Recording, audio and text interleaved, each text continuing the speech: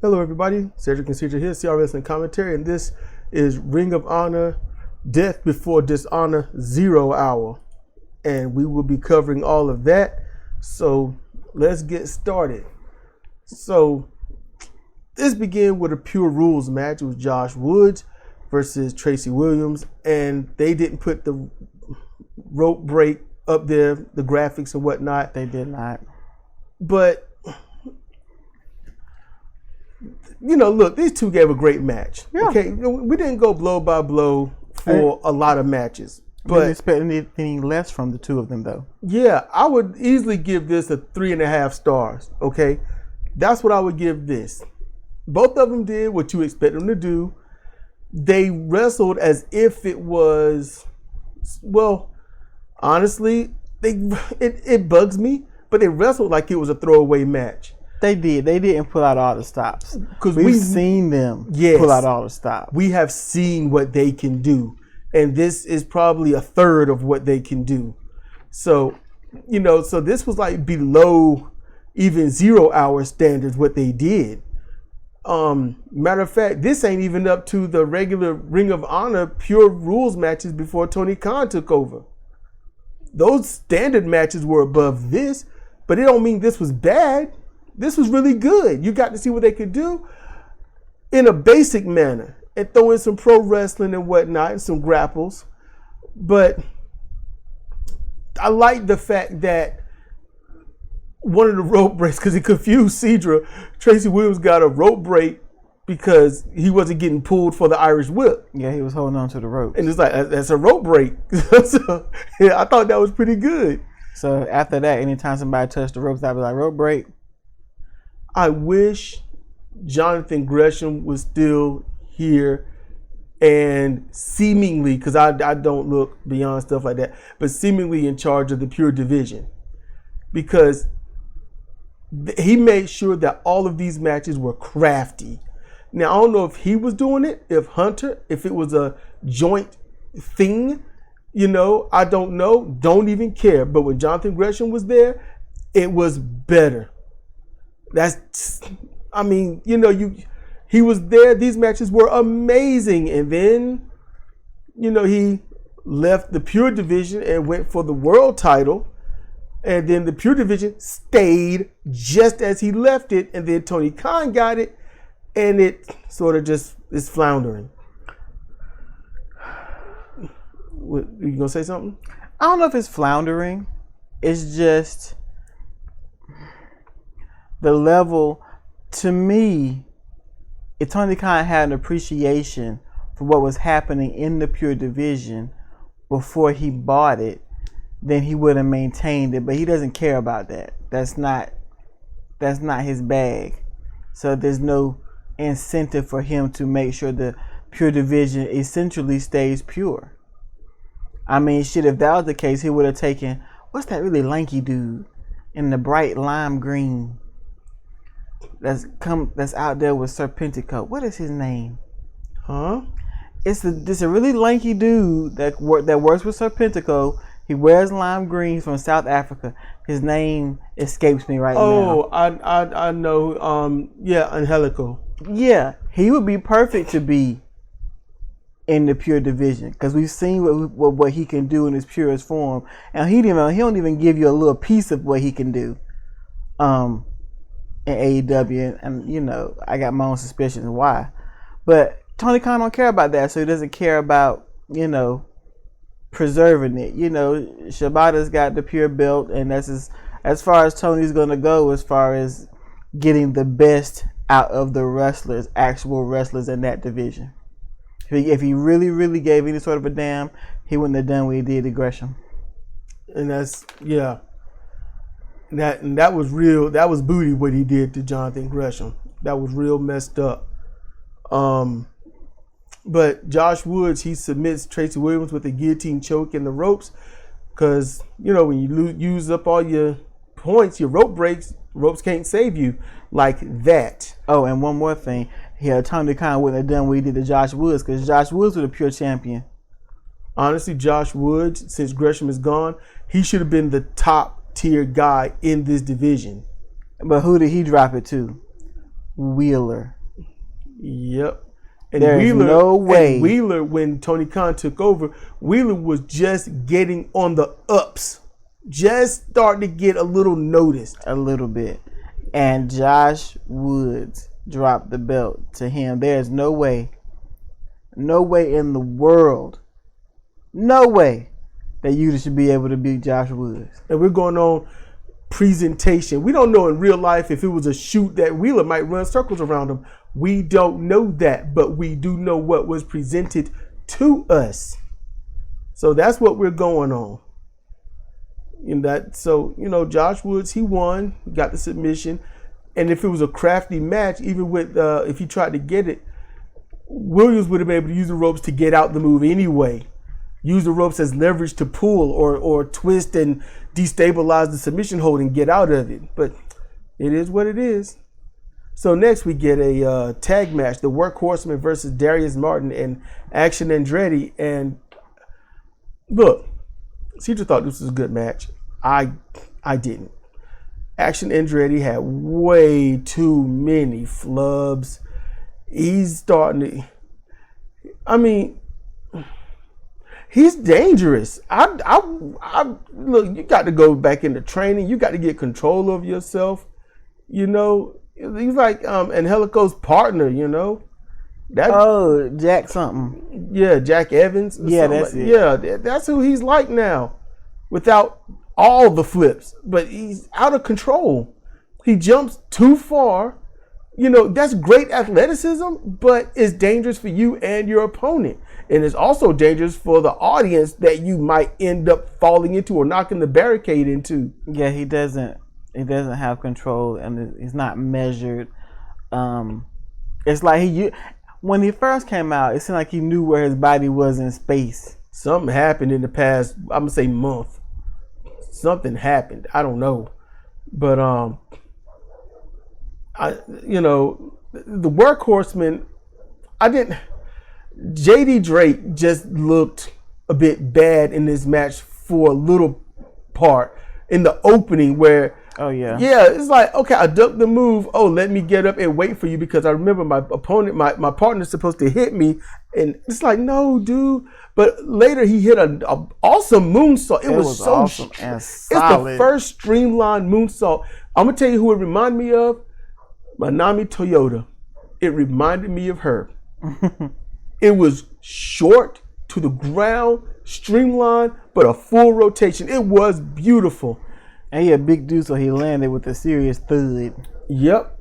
Drake, this is what I wrote. Drake landed a nice moonsault for a 2 count that was actually 3, but the ref refused. The ref paused a little bit, just long enough for a complicated save. And the crowd was chanting that was 3. Mm-hmm. It was 1, 2. Kind of hit the mat a little. It should have been 3. Mm-hmm. It's like, come on, so it's, the Workhorsemen had to work with this crap because they can go. They can go. But they had to work with this.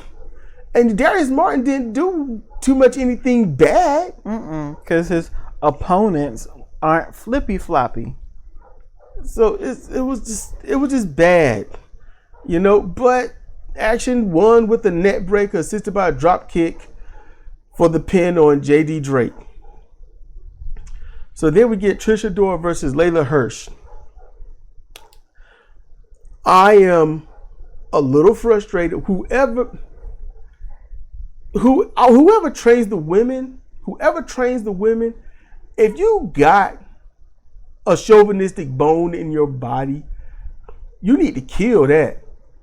These women need to be trained like dudes. They don't need to move slow. They don't need to do weak little forearms or hair-covered forearm strikes and stuff. They need to hit. They need to throw like Athena. Mm-hmm. Definitely. If they ain't throwing elbows like Athena and Willow, they don't need to do it. Just don't. Don't chop. Don't do elbows. Just wrestle. And you know something? You can get a 5-star match out of straight up wrestling. Oh my goodness. Yes, you can. You don't have to throw hits like that. You don't have to chop. You don't have to kick. Necessity. Yeah, you can get a 5-star match with no chops, no kicks, no elbows. As a matter of fact, so forget the chops and the elbows and the sad punches. Just work on your toe kicks, because usually women toe kick like they're trying to kick out a uterus. Yeah, but then again, that was Gaia that you're talking about, though. Gaia, that was TNA women. Yeah, it was knockouts, man. Yeah, but it's crazy enough that was coming on the up and up, and then it just sort of it's like, what happened? I don't even know when it happened. We watched it happen. I don't even know when it happened. It was all probably stuff going on in the back. Yep. But Trish Adora versus Layla Hirsch. I thought it was a decently paced match. I think you said you thought it was a little slow. It was slow. I thought it was decently paced. It wasn't the greatest, but it ran like original molasses. It was slow. Like sap on a tree. It took it forever. I like both of these ladies. They're both coming up. Yep. Trish is getting better. She's adding a lot to her arsenal. She is. Working that arm, I've never seen her do it like anything like this before. A punch to it, a kick, or you do a little stomp. No, she's getting kind of Zack Sabre-y with it. So somebody's working with her. Yep. Oh, and there was not a Zack Sabre Senior either. For people that want to know, it's just I don't know where he got it. people up there in the UK, it's just they come up with the coolest names and stuff. So it's just a thing. But because I remember Jim Cornette saying, "Was there a senior? Is there a who's he name?" I'm like, it's just what he did. But Hirsch won with an armbar. It's the match was all right. I said it's a really good back and forth match with Adora showing her power, because she showed a lot of power in this. Having to lift her up, counter things. But then the code of honor at the end disrespected as Adora was pulled into another armbar. Then Sky Blue runs in to save the day, and then Layla and Sky jaw jack each other from a distance. So that's new beef. Sky Blue and her mom jeans for the win. She looked good in those jeans. Yeah, she did. In other jeans, not so much, but in those, I'm like, okay. The high waisted jeans. Trish Adora has added the Polish hammer, and I like it. Maybe one of her finishes could be a spinning Polish hammer. That would be good. I would like to see that, And the Lariat Tubman is something she should not use until she has gotten it better, Because Coleman hypes it up, but the move, we've seen it, like the first time we ever saw it, I was like, wow. After that, it's like the Okada effect. That's what that is. That's what I'm going to dub it. I'm going to try to dub it like that. When somebody does a move awesome, and then after that, it's just kind of weak sauce, that's the Okada effect. Because the first two times we saw that return Western Lariat, it was nasty. And then it was just, okay, it's a little knockdown. That's what it turned to, a knockdown move. Yep. So lackluster. The Okada effect. Then we get our main event for 0 Hour, which is Shane Taylor versus AR Fox. You know what? You can probably change my mind on it, Cedra. But right now, and this is probably going to tick off a lot of people, this is a garbage match. Why was it a garbage match?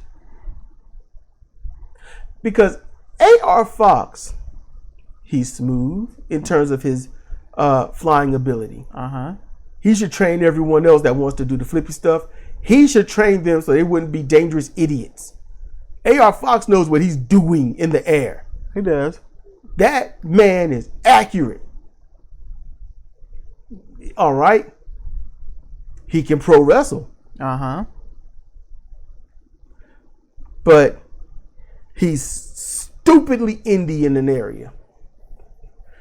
This man takes some of the heaviest shots and then come back like nothing ever happened. That is the part that ruins it. If he didn't have that indie issue, this would have been a 5-star match. Easy, a 5-star match. I would be like, this is 5 stars. Oh, and let you know, Trish Adora and Layla Hirsch, I would give that 3.5 stars. The Workhorsemen and Darius Martin and them, I would give that 2 stars. I agree with you about him not properly registering and selling the heavy blows he took. I wouldn't go so far as to say it's a garbage match, because to me this is the best we've ever seen AR perform. You actually got to see what he can do other than, springboard and leap for the stars. You got to actually see him have to think in regards to what he was going to do with his opponent. He couldn't rely on the tag. He couldn't rely on tag team. I leap, you leap, we hit the... No. He had to negotiate Shane Taylor. Yeah. And it allowed you to be able to see that, aside from the fact that he's good at flippy floppy, and no, he didn't sell like he should have, that he was a thinker in the ring and found clever ways to evade and damage Shane Taylor, because, Taylor the tape, he should have got flattened. Yes, and that should have been it. Would have been a wrap. Yeah. So Shane Taylor put on that spinning, jumping, sit out TTD. Fox got his foot on the rope. No, his hand on the rope. His hand on the rope. Right? If he hadn't been by the ropes, he wouldn't have kicked out. Correct, right? Right. Okay. But the match kept going, right? Because, it was a rope break. Yeah. Then he started functioning like he won't dropped on his dome. Yeah. He was fresh as a damn daisy. Killed it. Just killed it. And then had the ability to lift him up and put on the Death Valley driver, the rolling DVD, the rolling Spicoli, get to the outside. Yeah. And he landed the Scorpio Splash. 1, 2, 3. Shane Taylor, at one point, is disappointing. He started opening up on Fox, just like he did Dean. Yeah, Sean Dean. He started opening up and laying them hits in and headbutts in. Well, not so much the headbutts, but them punches and stuff, and being rough with them, careless, and then he pulled it back. I wonder what's going on with him. I wonder if AR said something to him. I hope it's not something else. But that match, if AR Fox was able to sell and not just worry about his flippy floppy, he could have turned that into a 5-star match. It wasn't much pro wrestling he did in the match, but that could have been an epic 5-star match. It could have stole not just 0 hour, but a good portion of the pay-per-view. They had that ability, but he was like, no, nothing phases me. And that's the indie he needs to break away from. He gets that crap out of his system and he'll shoot up to be one of my favorite wrestlers. Shane Taylor's still one of my favorite wrestlers, although I'm starting to get a little concerned. Yeah. So that's how I see all of that. But they closed out 0 hour and it was pretty good. And then next is the pay-per-view time. So for that, we're gonna put the rest of that on Spreaker. So y'all want to hear the pay-per-view and what match put me and Cedric in tears. And there was one 5-star match, but was there possibly 2 despite some furniture? That's the thing. So look, head on over to Spreaker, go there and click on the link in the description. It says podcast. Click that, because I say it like that because it's all in caps. And we'll see you there. So for right now, this has been Cedric and Cedric for CR Wrestling Commentary on Ring of Honor, Death Before Dishonor 0 Hour. So y'all stay safe, be chill, be good, and hopefully we'll see you on Spreaker. We'll see you next time.